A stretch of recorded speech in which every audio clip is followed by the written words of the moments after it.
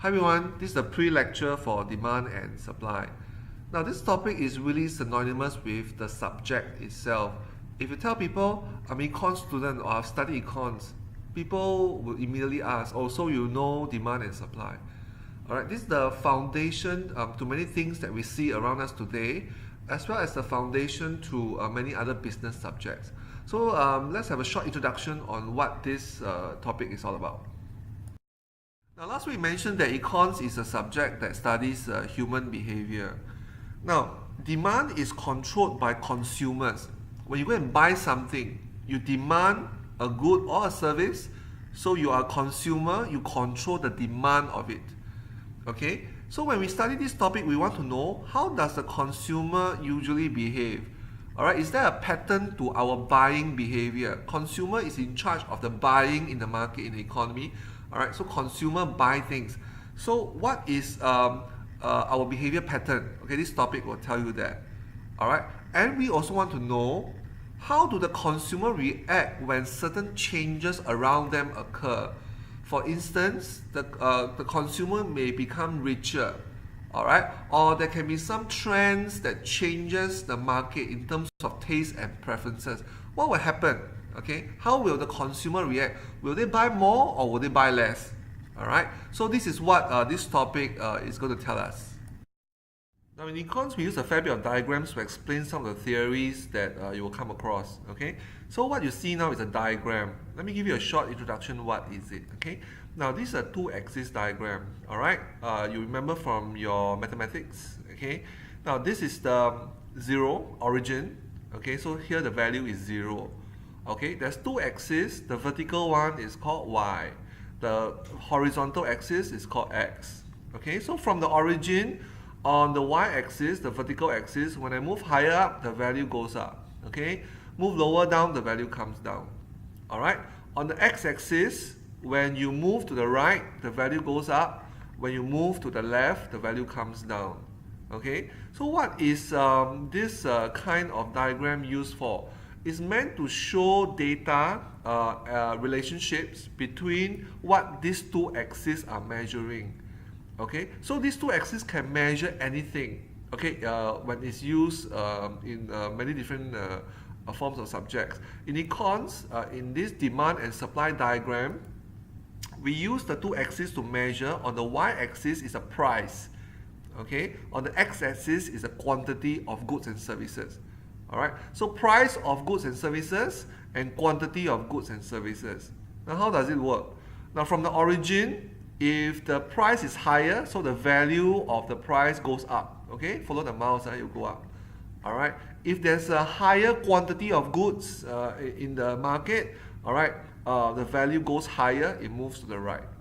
Okay, so this demand and supply diagram shows you the relationship between the price of the good and the quantity that's being bought or sold. Alright, it shows you a relationship. Now when we think of our behavior as a buyer, as a consumer, how do we buy, or how much do we buy when the price is at different levels? For example, when the price is very high, can you see the price is very high? Okay, usually we cannot afford, we'll buy at very low quantity. Can you tell that the quantity is actually very, very low? Okay, the price is very high, we buy a small amount because we can't afford to, or we don't want to buy it when the price is so high. Okay, when the price is very low, can you see the price is very low, we buy a much larger quantity. Okay, this is how we usually behave. Now, of course, between the two extreme, rather extreme points, we have points in the middle. Alright, when it is not so expensive, okay, we buy more compared to this point, okay? And when the price goes higher, alright, the quantity that we buy becomes lesser. Okay? Now, so all these dots can represent our behavior. How much do we buy when the price is at different levels?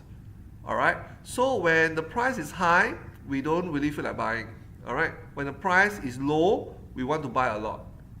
Okay, so these dots will measure our usual buying behavior.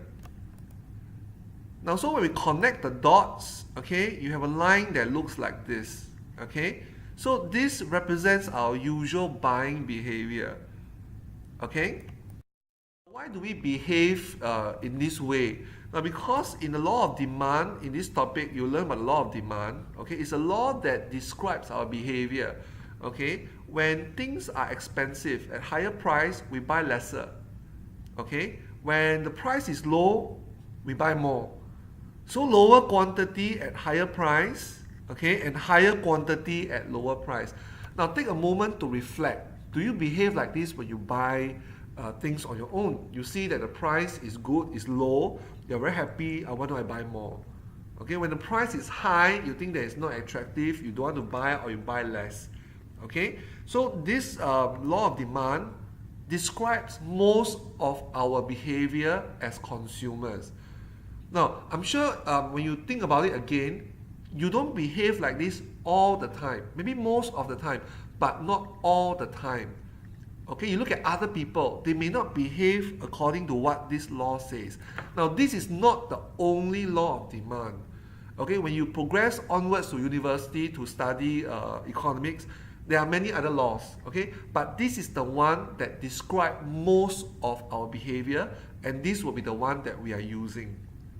Okay, so the law of demand, remember, higher price, we buy lesser. Okay, lower price, we buy more. For neatness and convenience, so usually when we draw the demand curve is one straight line. Okay, in some textbook, they draw it as a curve. Now, it doesn't matter as long as it is a downward sloping curve. Now, look at the line again. We call this a downward sloping curve because from the left to the right, can you see that it's sloping downwards? Okay. We call this a downward sloping curve. Now, the mathematical meaning behind this downward sloping curve is there's an inverse relationship between the two measurements. Inverse means they change in opposite direction. Now, what do we mean? Now, remember what we said earlier. When it becomes more expensive, according to the law of demand, we buy lesser. Okay? So price goes up, quantity falls. Okay? When price falls, it becomes cheaper, we buy more, quantity demanded goes up. Okay, so this is what we call an inverse relationship. They change in opposite direction. Cheaper, we buy more, okay, so opposite.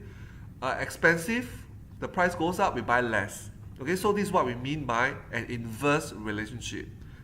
Okay, so this kind of downward sloping curve, okay, will reflect an inverse relationship between the two measurements.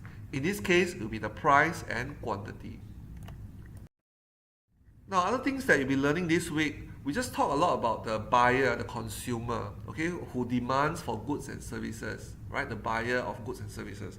Now, we will also talk about the seller of goods and services, okay? Now, obviously, the seller is not a buyer, okay? They will behave differently, okay, in the market. So you learn about the behavior pattern of a seller, okay? Now, we also think about whether the seller is going to sell more or less when things changes in the market, okay? In the same way as how we studied whether consumer buy more or less when there's other changes in the market. Now, it's not so easy to remember or understand the behavior pattern of a seller. Usually, most of us are buyers, okay? We are the consumer of goods and services.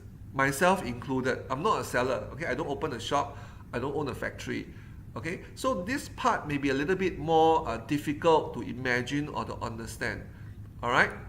Now, you can reflect on your own behavior as a consumer to learn this topic, okay?